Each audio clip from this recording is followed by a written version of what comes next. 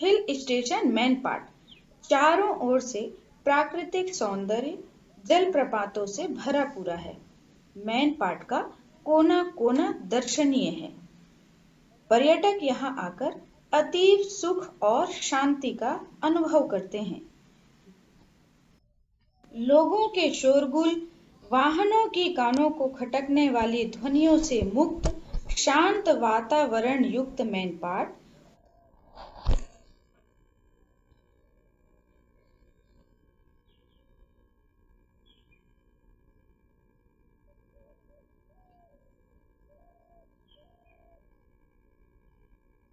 अंबिकापुर से लगभग 85 किलोमीटर दूर हरी भरी पहाड़ियों पर स्थित है। चारों ओर से घने वनों से आच्छादित यह स्थान अनेक छोटी बड़ी नदियों से घिरा है। ये नदियां स्थान स्थान पर जलप्रपात बनाकर अद्भुत मनोरम दृश्य उपस्थित कर देती हैं।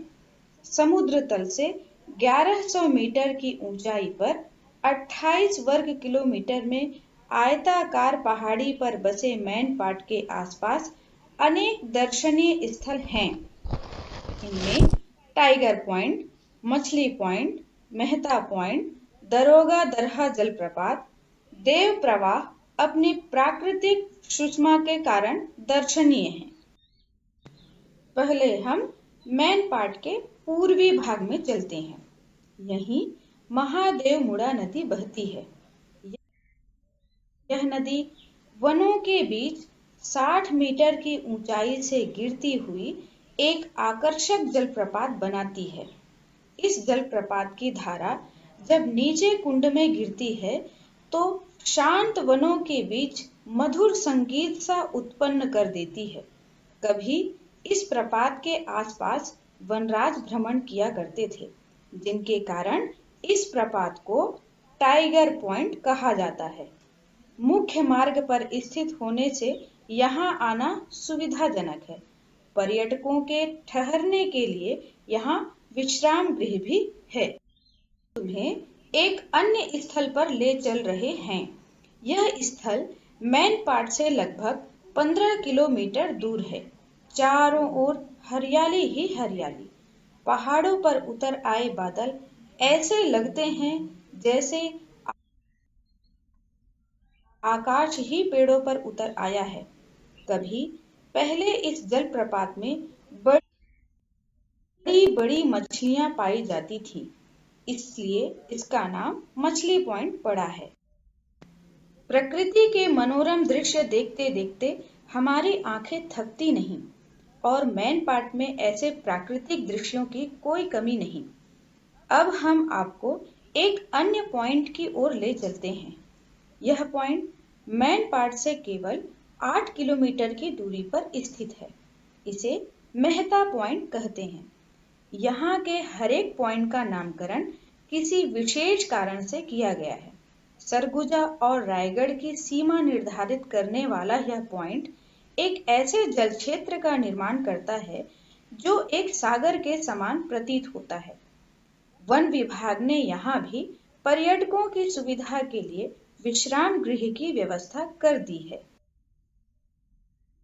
यूं तो वन विभाग ने पर्यटकों की सुविधा के लिए अनेक दर्शनीय पॉइंट पर पहुंचने के लिए पक्की सड़कों का निर्माण कराया है, लेकिन वन क्षेत्र में सभी स्थानों में सड़क निर्माण करना दुरूह कार्य है। ऐसे कुछ दर्शनीय स्थलों पर तो लोगों को पैदल ही जाना पड़ता है। दरोगा दरहा जलप्रपात देखने वालों के पैर मजबूत होने चाहिए। यहाँ गहरी खाइयों में होकर जाना पड़ता है, लेकिन अपने लक्ष्य पर पहुंचकर प्रकृति का नजारा देखकर 10 किलोमीटर पैदल चलने की सारी थकान छूमंतर हो जाती है। तुम यहाँ आराम से घंटे भर बैठकर प्रकृति की शोभा को निहार सकते हो। मैन पाट के सभी प्राकृतिक स्थलों को एक दिन में देख पाना असंभव है। जिस स्थल पर भी तुम पहुंचोगे वहां से हटने को जी नहीं चाहेगा। तबीयत करेगी कि बैठे बैठे उस मनोरम दृश्य को देखते रहें। तो फिर एक दिन में सभी स्थल कैसे देखे जा सकते हैं। इसलिए पर्यटक कम से कम 2 दिनों का समय निकालकर यहाँ आते हैं। तुम पहले दिन इन्हीं स्थलों का भ्रमण कर सकते हो। दूसरे दिन का भ्रमण तुम देव प्रवाह से कर सकते हो। वन क्षेत्र कमलेश्वरपुर में एक प्राकृतिक झील है जो आगे चलकर एक नाले का रूप धारण कर लेती है। यही नाला 80 मीटर की ऊंचाई से गिरता हुआ एक प्रपात बनाता है। यही देव प्रवाह प्रपात है। यहाँ आसपास का वन क्षेत्र वनौषधियों से भरा हुआ है। हमारे लिए जो साधारण वृक्ष हैं, जानकारों के लिए उनमें से कुछ वृक्ष कल्प वृक्ष भी हो सकते हैं। मैन पार्ट में सूर्योदय और सूर्यास्त देखने के कई स्थल हैं। पर्यटक इन स्थलों पर पहुंचकर सूर्योदय और सूर्यास्त का भरपूर आनंद लेते हैं। जलप्रपातों के अतिरिक्त मैन पार्ट में अनेक प्राकृतिक गुफाएं भी दर्शनीय हैं। इन गुफाओं के संबंध में हम तुम्हें फिर कभी बताएंगे।